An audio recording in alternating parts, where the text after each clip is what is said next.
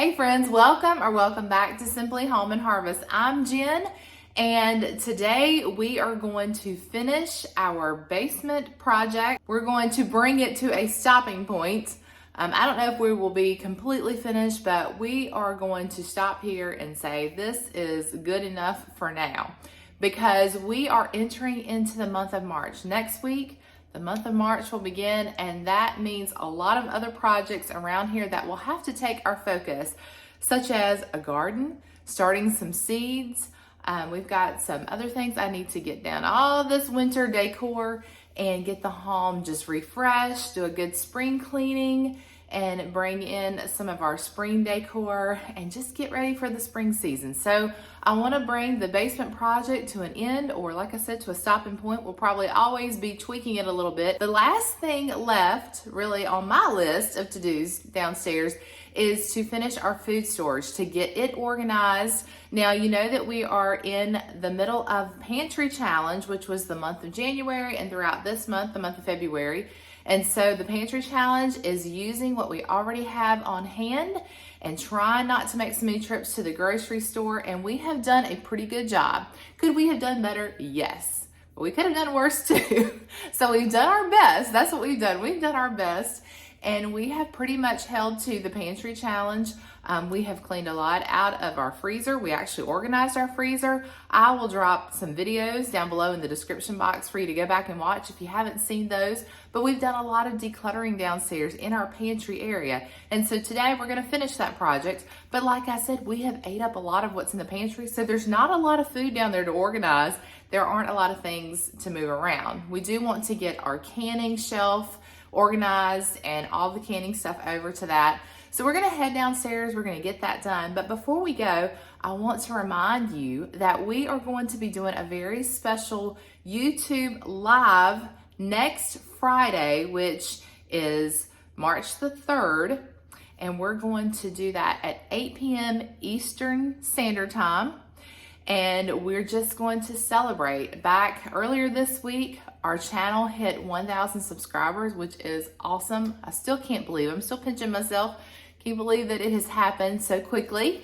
And so I want to celebrate that with you. And I want to do a little bit of a question and answer session, a little bit of a chat. So if you have some questions you'd like to ask Tim and myself, my husband Tim, he's going to be joining me, then you can get those questions together and you can ask us on Friday, March the 3rd at 8 p.m. I hope that we will see you there. I'm really excited about it. Can't wait to hang out with you live.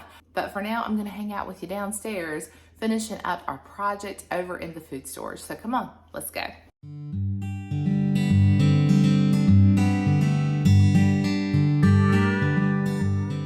Okay, so this is what our food storage shelf looks like right now. And things have just kind of gotten disorganized a bit. But this is just kind of an overview. You know, we come back from the grocery store. Sometimes we just unload, toss things down here. We've got an onion that's sprouting because it's time. The onions even know it's time to go into the ground. And potatoes do the same thing. It's just amazing how that works. But anyway, this is what the front side looks like right now. And then this is the back side of our shelf. Again, we want to move all of those canning, all of the jars, all the canning equipment over to another shelf. And this is just two shelving units that have been put back to back together in the center of the unfinished part of our basement. So if you're new here, we're just trying to maximize the space down here. We've done a huge declutter project. However, we really haven't touched the food portion of our storage as far as decluttering. So we are going to tackle that today. Probably not a lot to declutter, more to organize and just sort. But this is what it looks like right now. First thing I'm gonna do is I'm going to move all of our canning jars very carefully to the other shelf.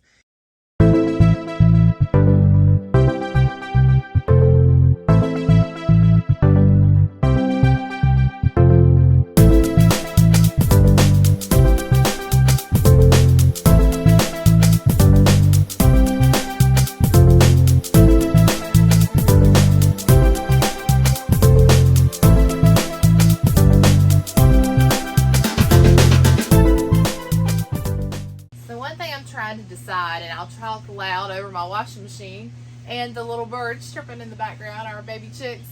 But I was trying to decide how I want to organize this, and I had to really make a list of what I can. Now, I think in my head that I can a whole lot more than I do. But basically, I do a lot of strawberry jams and, you know, jam type things in the spring, early summer. And then, of course, pickles in the summer. And then salsa with everything that's tomato based. Pizza sauce, there's some chili based down here. Spaghetti sauce. Lots of varieties of pickles, of course. But that's about all that I have canned right now. Now, in the future, I've got written down that I'd like to do broths and soups. But I'm really not sure, because the last time we made some broth, I just went ahead and froze it. Because one thing is, I haven't used my pressure canner yet. I haven't even taken it out of the box. And I'm debating on whether or not I want to keep the pressure canner. I'm thinking about maybe taking it back and investing later on in an electric pressure canner, which is a lot more expensive, but I feel like I would use it more. The cost is quite a bit different. So I don't know what I'm going to do yet, but so far I've had that pressure canner for like, what, 6 months? I haven't even taken it out of the box because not only am I intimidated by it, or haven't really had time to do those projects and do the research on the canner. I think I can let that pressure canner go, but you'll have to tell me what you think in the comments. I know some of you love your pressure canners. I've heard from you, and you use them all the time. We are 6 months into this, and I still haven't used it. So one other thing that I wanted to talk about is, I know I've mentioned this before, probably not until I started YouTube did I realize that a lot of people don't leave their bands on when they can. And I had never even considered this.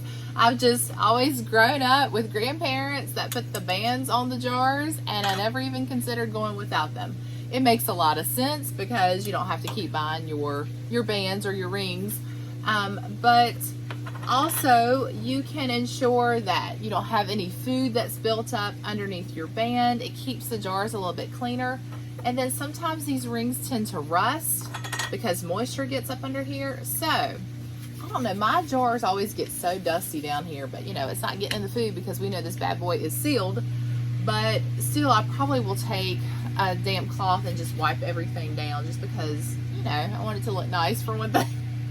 But I'm gonna go ahead and remove all these rings. Now, I will say that I do keep some rings in my drawer, in one of my kitchen drawers upstairs, because when I bring these upstairs to use them and we store the leftovers in the fridge, I don't want this lid just sitting on top. I want the ring on it so that the jar is secure when we take it in and out of the fridge. So I will leave some of them upstairs. And then another thing is, I will also, if I'm going to gift something to someone, like if I'm going to give someone a jar of strawberry jam, then I am definitely going to put that ring on, just because in moving it around, I would be concerned that, you know, it would need some extra protection there, if you will. Plus, it looks a little bit prettier. You can tie a little bow around it and all. Anyway, I know I said a lot just to tell you that I'm going to take all the bands off of these jars. And so if you see me doing that, you know that's what I'm doing. I have been contemplating this for a long time. This is a big step for me to remove these rings or bands or whatever you want to call them from these jars. But I do understand why that is important, because I did actually have one not too long ago that had all kinds of gunk underneath it. And that's what really put me in the mindset that I wanted to go ahead and do that as well. All right, you want to weigh in on that? You can comment down below about that one too, because I've been on the fence about it for a long time, but we're going to try it out and see how we like it.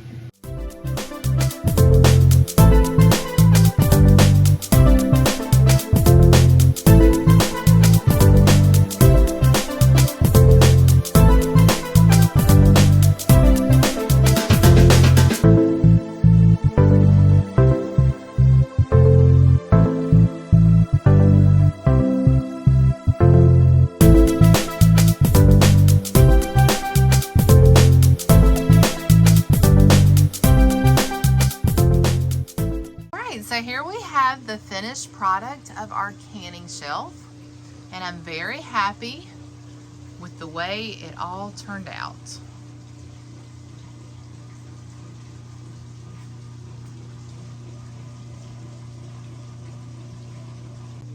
So what I decided to do was go ahead and just put our sweeter items on the top shelf, or on the first shelf. And so I've got our apple butter here, and what I noticed as I'm organizing everything is that we had a lot more of some items that I didn't realize we had so much of. We had a lot less of items I thought we had more of. So this is a great way now and a great system where I'll be able to see what we have and what we need to can more of. So this is our apple butter, and we have, let's see, 15 jars of apple butter, which is great.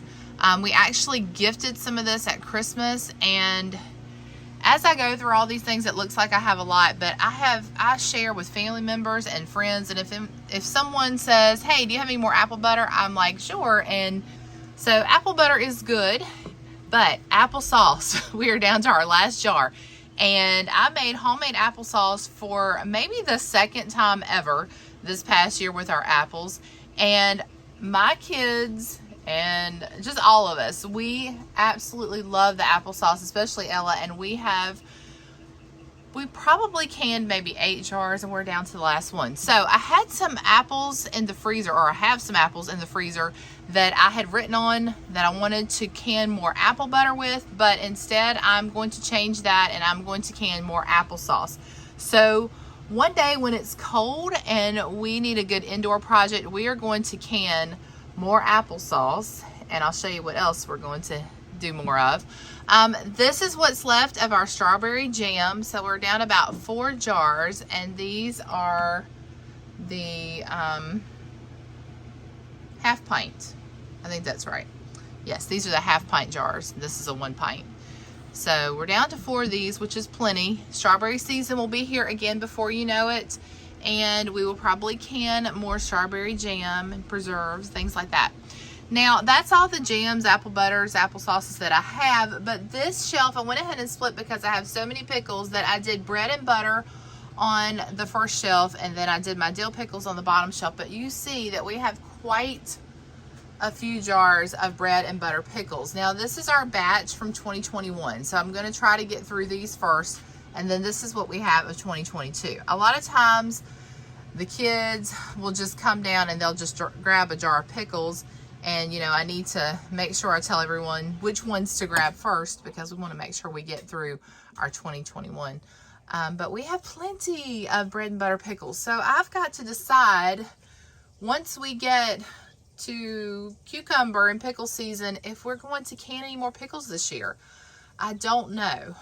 If we do, it's going to be just one batch, and then I'll be giving away a lot of pickles, or not a lot of pickles. I'll be giving away a lot of cucumbers to friends and family that they can make pickles if they want to. I might even be giving jars of pickles away. Who knows? Down on our second shelf, these are all dill pickles. So lots and lots of dill pickles. I've got dill spears.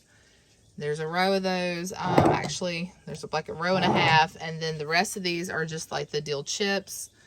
But we do go through these. I mean, my kids especially like the pickles. Now, Tim would not come near a pickle. So that's why, I don't really need all this, because for me and the kids, this is plenty. But again, we give it away. So that's nice to have on hand to give as a gift. And then these jars were gifted to us. This is some chow chow made of green tomatoes that I'm going to get into here soon. And then some squash relish. I've never tried squash relish. I've often thought about what it would be like to make and can squash relish. So this is going to give me an opportunity to try it out and see if that's something that we would enjoy. So I've got 2 jars. I think that's squash relish too, that we want to try out. And then the chow chow, which chow chow, I'm not sure what the difference will be in the taste. I guess this is more of a tomato based, maybe these are peppers and tomatoes versus just the squash. But I will bring you along when I try that out and let you know if we like it, if that's something that we will do in the future as a project. I'm not sure. And then we have lots of salsa that we need to go through. Well, I don't know. I say lots of salsa, but we have 1, 2, 3, 4, 5, 6, 7, 8 jars of salsa.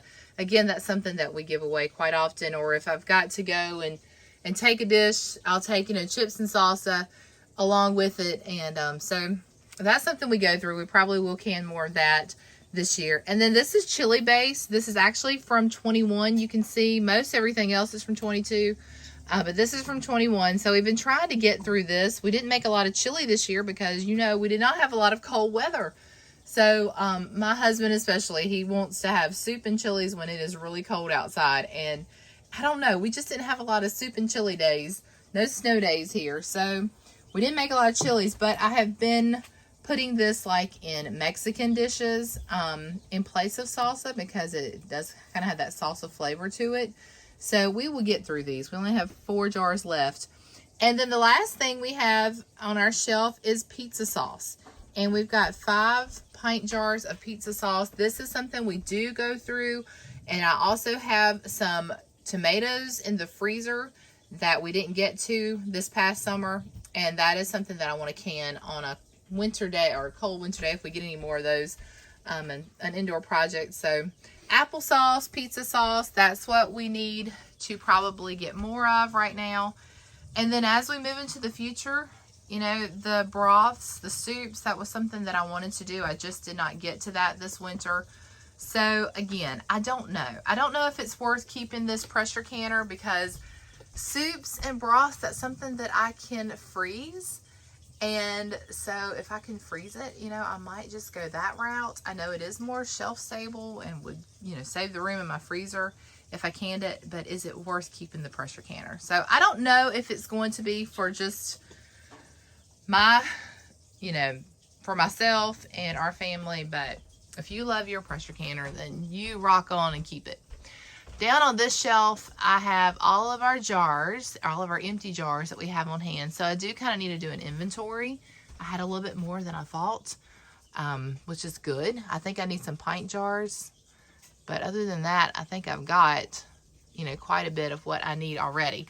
And then I separated my rings. These are our regular mason jar rings and then our wide mouth jar rings. And so that's all there. And then down on the bottom shelf, we've got our sweet potatoes in this basket. And I'm trying to keep them covered because we keep the lights on down here for the chicks. And I don't want too much light on our sweet potatoes. But you see, we've got quite a few sweet potatoes left from last summer's garden that we want to use up. We have a spaghetti squash that we need to cook up as well. And I'm debating. I'm not sure if I'm going to grow sweet potatoes again this year. That's something that Tim and I need to discuss because I definitely want to maximize our space. I want to grow what we need. I want to grow what we will eat. And so that's something that we really need to sit down and have a discussion about. And then this is a basket that I use to harvest our produce from the garden. I've got an extra slow cooker down here and then an extra stock pot down in the back. And that's what's on the bottom shelf. And then did I show you the top shelf? I don't even think I showed you the top shelf. Okay, on the top shelf, we have our tomato strainer, which I use for salsa and pizza sauce. This has been a wonderful addition to my canning projects. So if you're looking for one of these, I can link this down below. I got it off Amazon. Pretty inexpensive and has really helped in the kitchen. And then this is our pressure canner cooker that we've never opened that we maybe take it back. This is my water bath canner, which I use a lot. I love water bath canning, and thankfully everything that you see on the shelf can be water bath canned. So that's why I haven't really had a need for a pressure canner in the past. And then we have our food saver, which I know I'm going to love, especially this summer, and we'll be putting that to use a lot. We've got our extra bags. And then back here, one of my sweet viewers and friends found me an apple peeler core slicer on one of their recent trips.